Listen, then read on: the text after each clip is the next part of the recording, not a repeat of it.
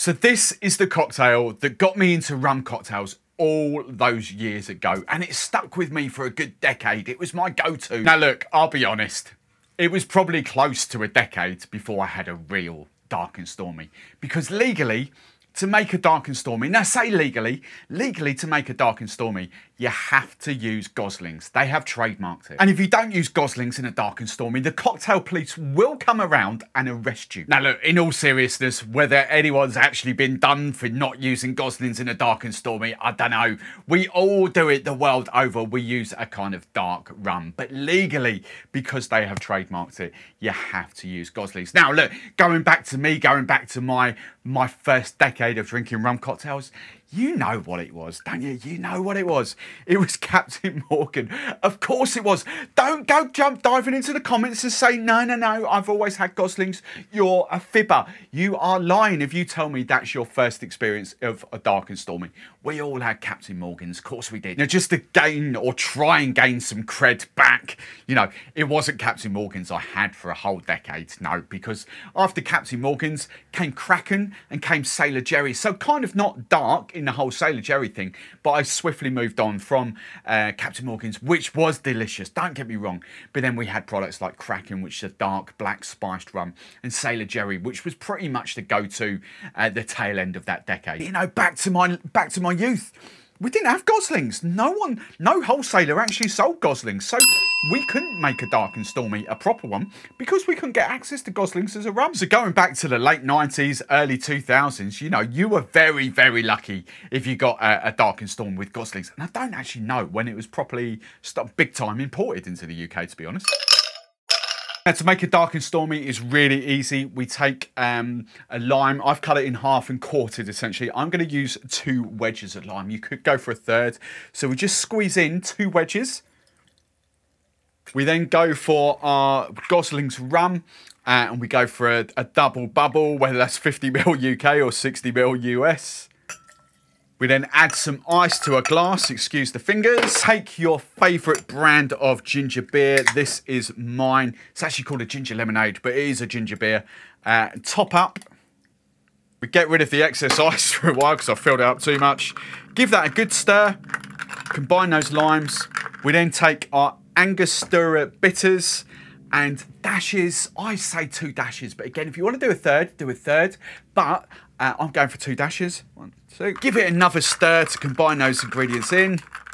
Re-add that ice cube, and then just finish with ginger beer.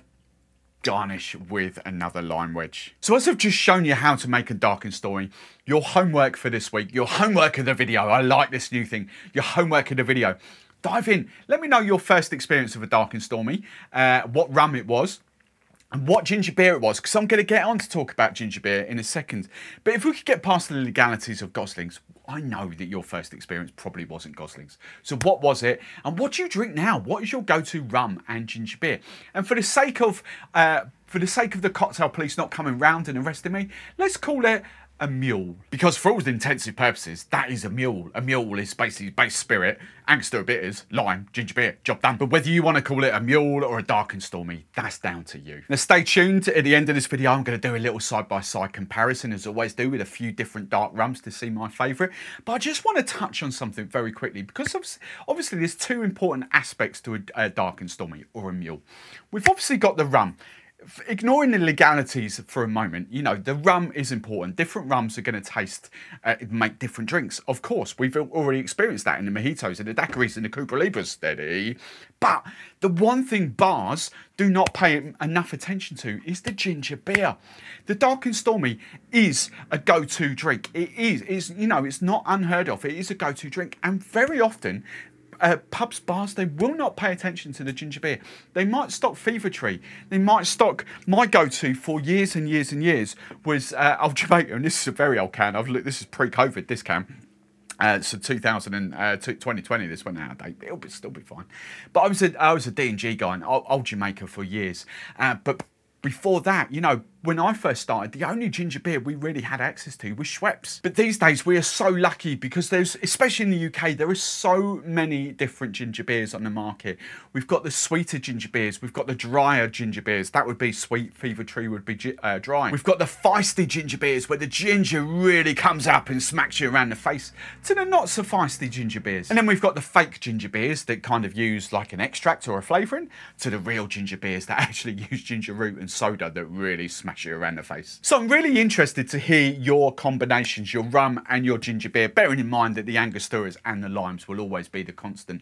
I can't wait to see what you pop in the comments below. And just to very quickly touch on to my ginger beer, just to give them a shout out, I love these so much. They are kind of lower calorie. They haven't got the gas. And as I've said many times on this channel, I've got to that stage of my life where I really can't handle gassy stuff like real Coke. And so I'm all right with Coke Zero and Sprite Zero, but like real proper fizzy stuff without the zero, my little tummy can't handle it. So this is the brand.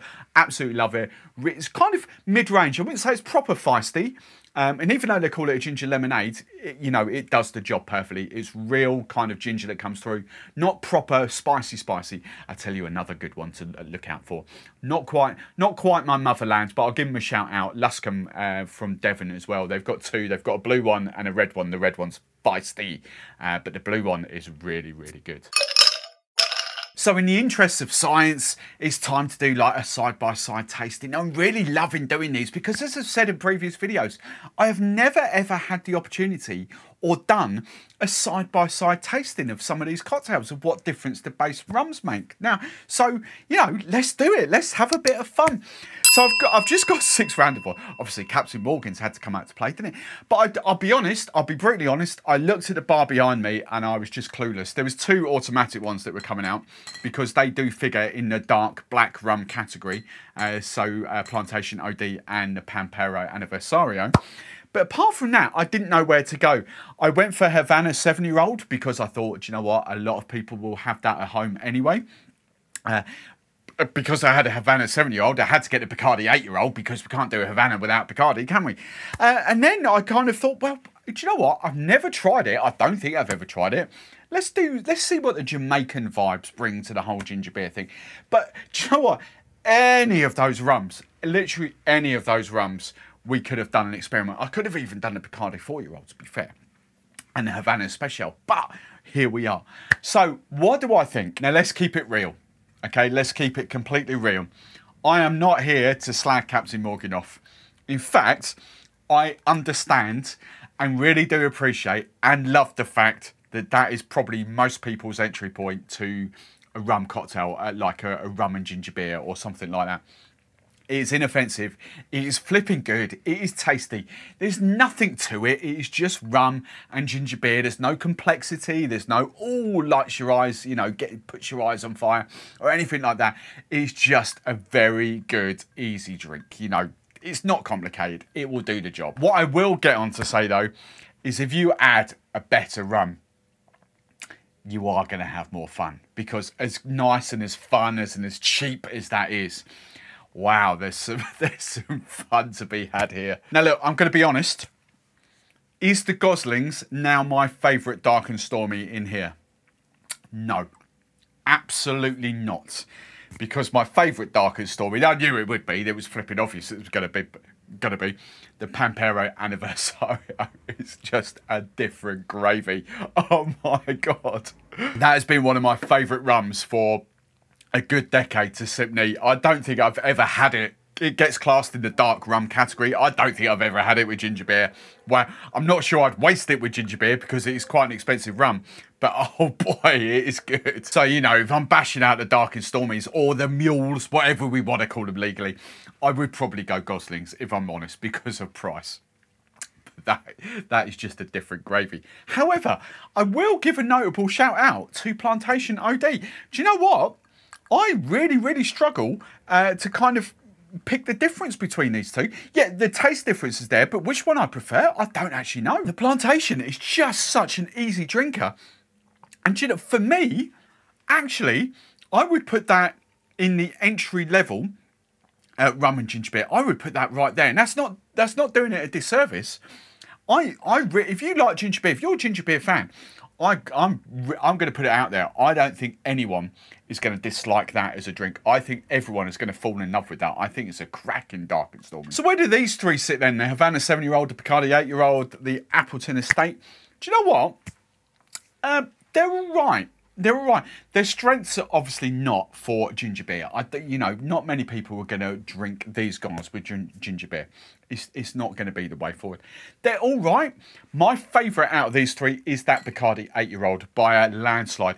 It doesn't give you the same kind of molasses caramelization kind of taste that you get off a proper Dark and Stormy there, but it does give you a fun drink. And most of the regulars that will tune in to me know that I do like to have a bit of fun. Like some of my favourite cocktails and meals, I don't call them Dark and Stormy essentially, but meals like pineapple puree with rum and ginger beer is gorgeous. Kiwi with rum and ginger beer is gorgeous.